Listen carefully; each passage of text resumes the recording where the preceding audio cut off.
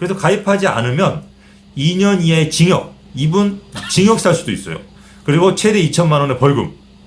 이거 월세도 안 받고 전세 놓는데 이분이 2천만 원 벌금을 내야 돼요. 자, 그러면 임대 사업자가 보증보험금을 얼마나 내길래 이렇게 말이 많은지, 정말로 돈을 얼마나 많이 가져가는지 한번 계산 산식, 임대사업자 보증보험료 계산 산식을 한번 보면서 금액을 한번 따져보도록 하겠습니다. 안녕하십니까. 대단한 부동산 꼰대들의 꼰대 김학주입니다. 꼰대 권기현입니다.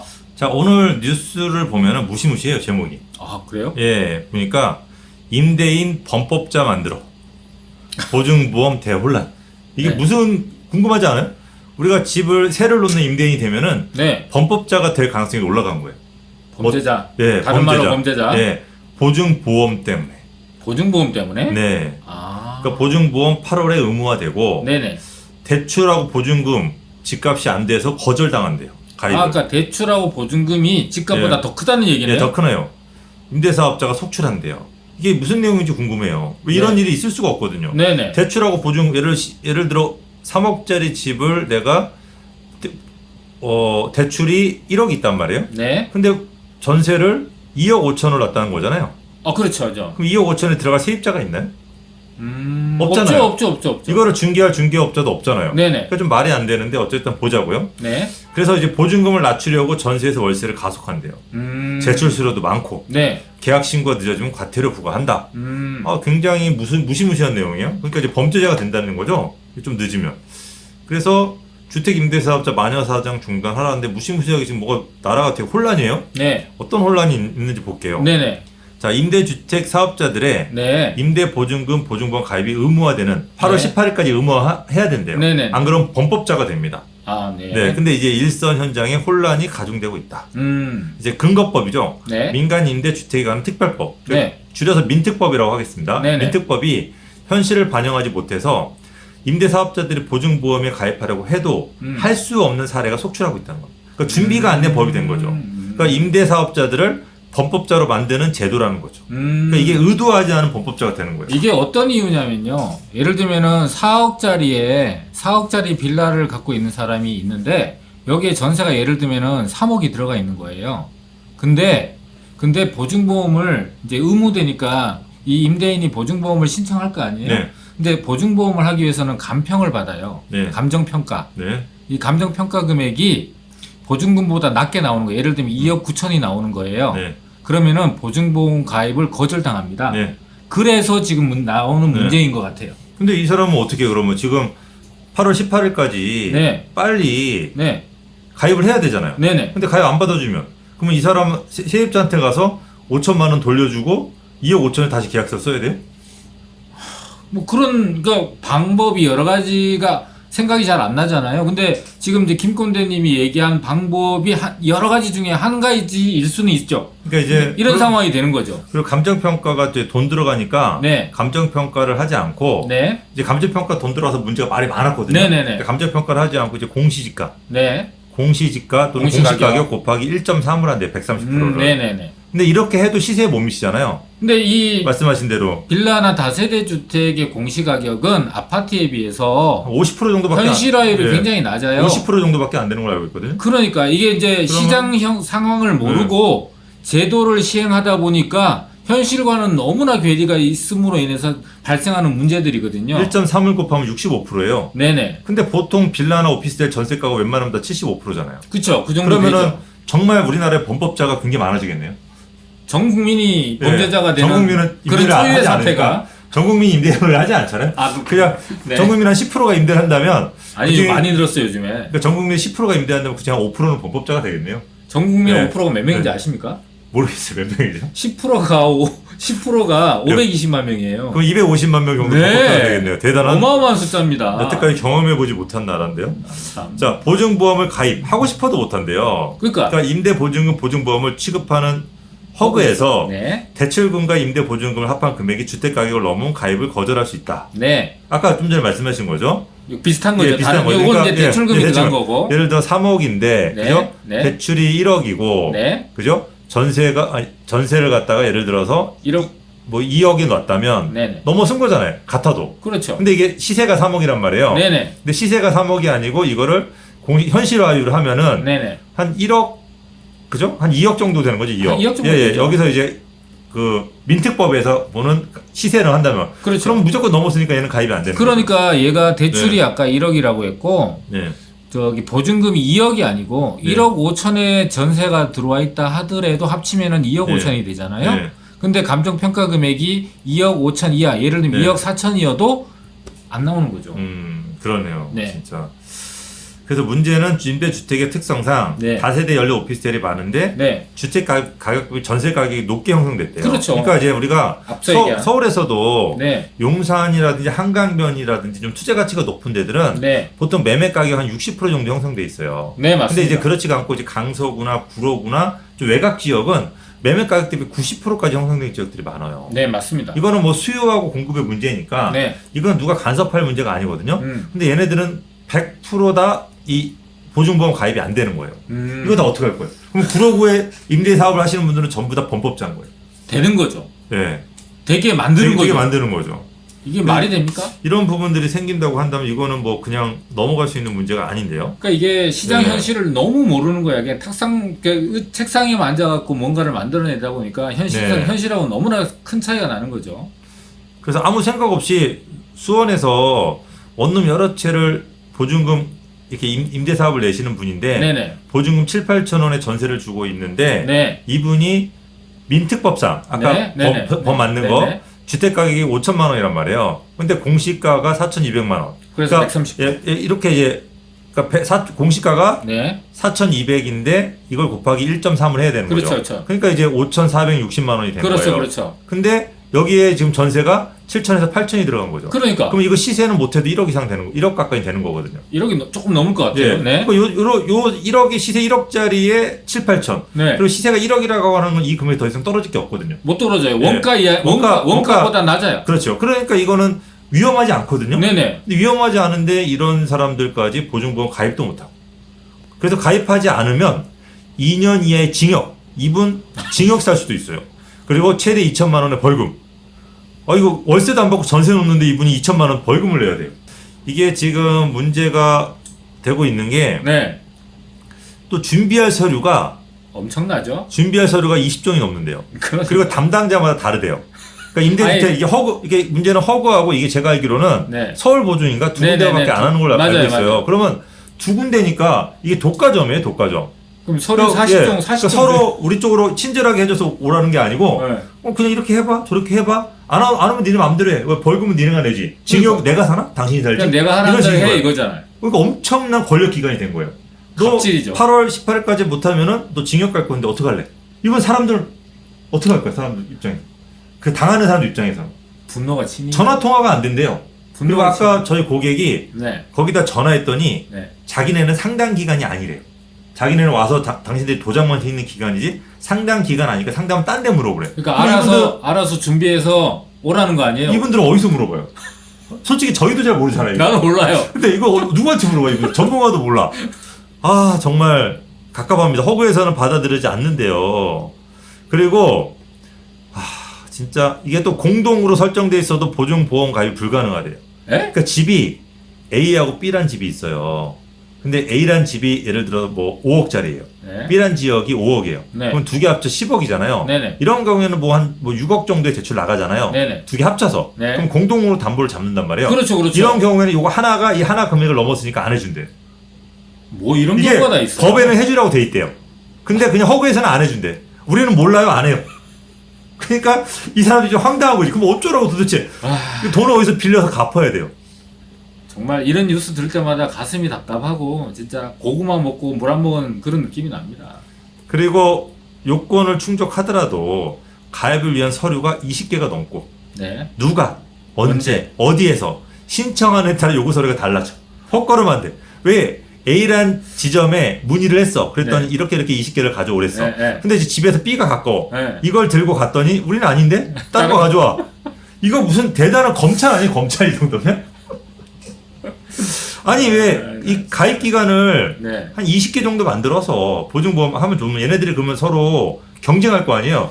금액도 낮추고 용산 같은데 솔직히 5억짜리 매매가 5억이에요 빌라가. 근데 전세가 3억이에요. 그럼 얘네들은 위험한 건가요?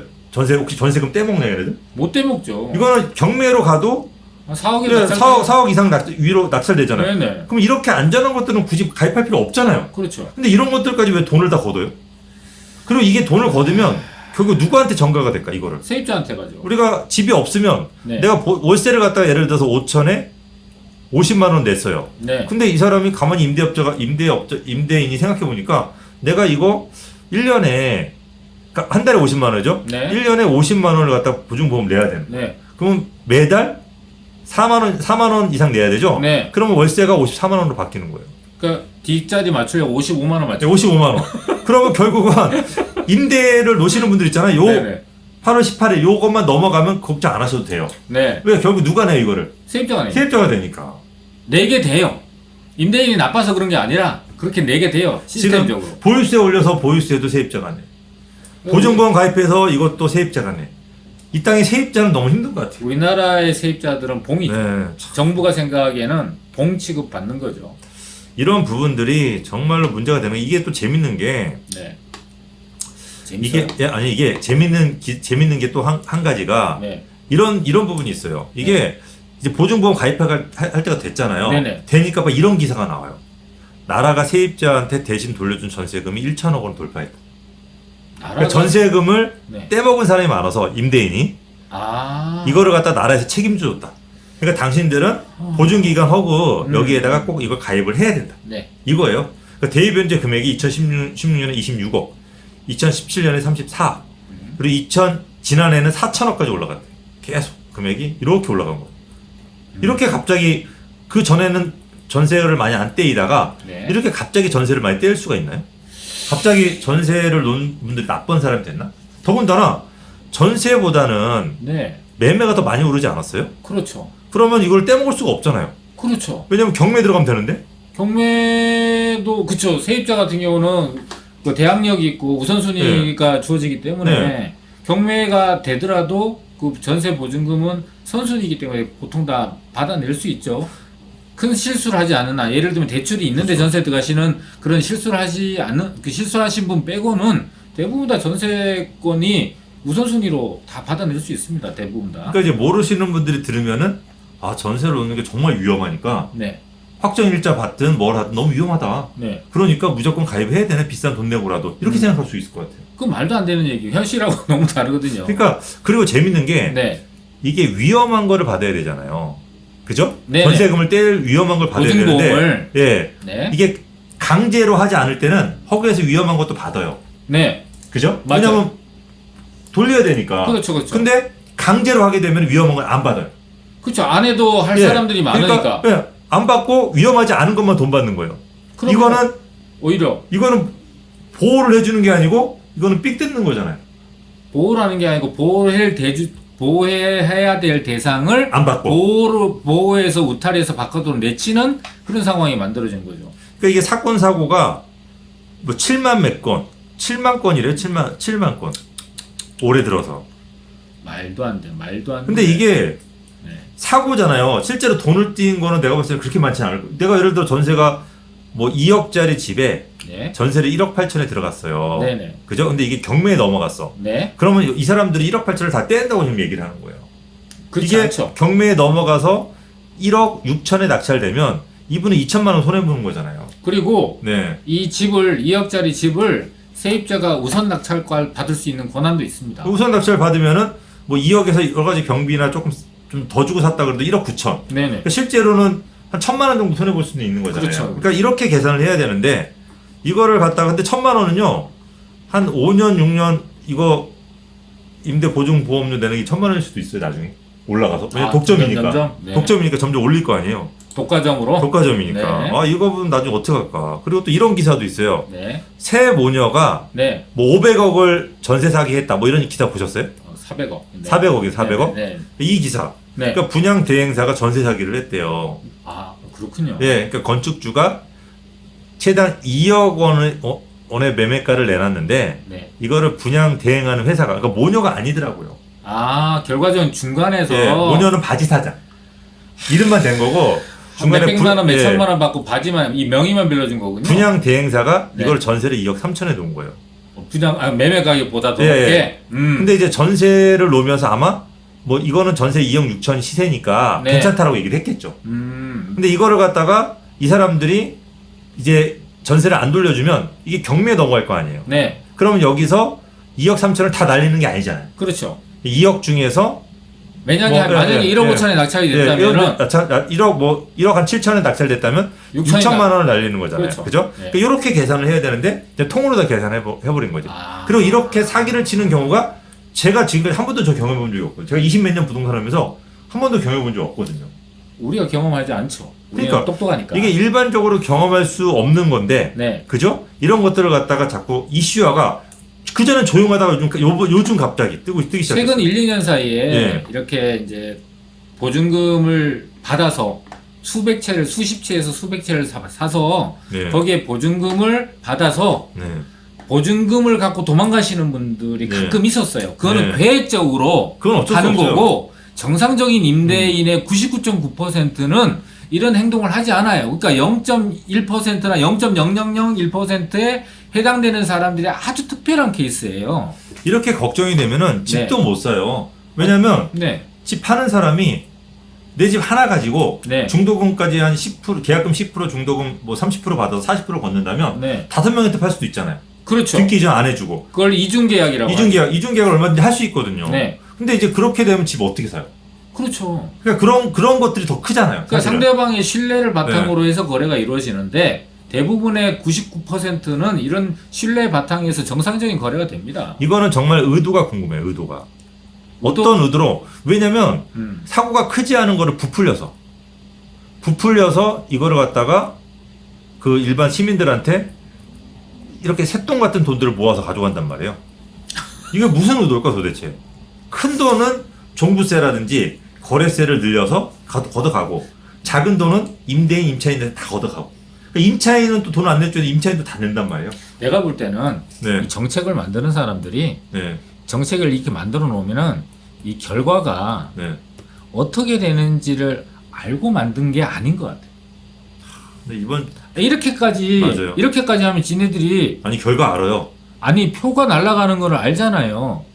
이 결과는 몰라도 만약에 이 결과가 악화가 된다면 뭐가 날아가는지는 알아. 이게 휘휘휘 날아가는 건 알아. 아니 왜 그러세요? 왜요? 지금까지 이거 몇 번을 이 사람들이 이 정책을 지금 몇 번, 20몇 번 했잖아요. 이렇게 하면은 집값이 뛰는 거 알아요, 이 사람들. 그런가? 이 정도 25번을 경험했는데 이걸 모른다면 이게 사람이에요? 내가 순진한가? 그렇죠. 이거는데 이분들이 잘하는 게 뭐냐면 집값이 뛰어서 세금을 걷는 선수예요. 세금을 이만한 세금이 지금 이만큼 늘어났어요. 근데 이거를 전에는 집을 가진 사람만 냈잖아요. 네. 근데 이제는 임차인도 세금을 내게끔 바꿨잖아요. 얼마나 머리가 좋아요. 세금이 눈덩이처럼 불어나는 나라 된 거죠. 어찌해야 될까요? 그래서 어쨌든 빨리 신고해야죠. 범법자 안 되면 빨리 신고해야죠. 그래서 서류 빨리 준비하세요. 서류. 우프다, 우프. 22가지니까 이거 지금 2달 걸린대요. 처리하는데. 네. 그리고 계약일로부터 3개월 내 신고 안 하면 또 큰 문제를 당할 수가 있고 가입 완료까지 2개월 이상이 소요된대요. 그러니까 지금 8월 18일인가요? 아니 가입을 하는데 뭐 그러니까 6월이니까 이제 5월이죠 지금. 네. 빨리 이달 안에 빨리 신청을 해야 돼요. 왜냐면 서류도 또 들고 가면 또 빠꾸 맞을 수 있거든요. 이게 무슨 대입 시험도 아니고. 근데 이거 임대 사업자만 해야죠 아직까지는. 그렇죠. 네. 그러니까 일반적으로 임대 사업자 등록을 하시지 않은 분들은 아직은 적용되는 게 아니고. 그렇죠. 임대 사업자만 해당된다 보니까 임대 사업자 등록하신 분들은 이걸 꼭 저희 영상을 들으신 분들은 경각심을 갖고 빨리 준비를 하셔서 그 시기를 놓치지 않겠지만 저희 영상을 못 보신 분들은 실수로 잠깐 깜빡해서 놓칠 수도 있는 네. 그런 상황이 만들어지겠네요. 자, 어쨌든 이게 임대 사업자만 지금은 임대 사업자만 돼요. 확대되겠죠. 네. 근데 이제 우리가 그랬잖아요. 우리 3주택만 되다가 2주택도 다 세금 매기잖아요. 네네네. 그러니까 이것도 똑같이 옛날에 내가 그냥 9억 이상 종부세를 거두니까 네. 그러니까 9억 이상 종부세를 거두니까 난 상관없다라고 생각했는데 네. 지금 나랑 상관 있잖아요. 그렇죠. 예, 그러니까 시간이 가면 다 해당이 될 수 있으니까 이런 부분들 우리 경각심을 조금 가셔야 될 것 같습니다. 임대차 3법이 통과가 됐고 내년부터는 이제 지금 현재 계획되기로는 임대 사업자라는 제도가 없어집니다.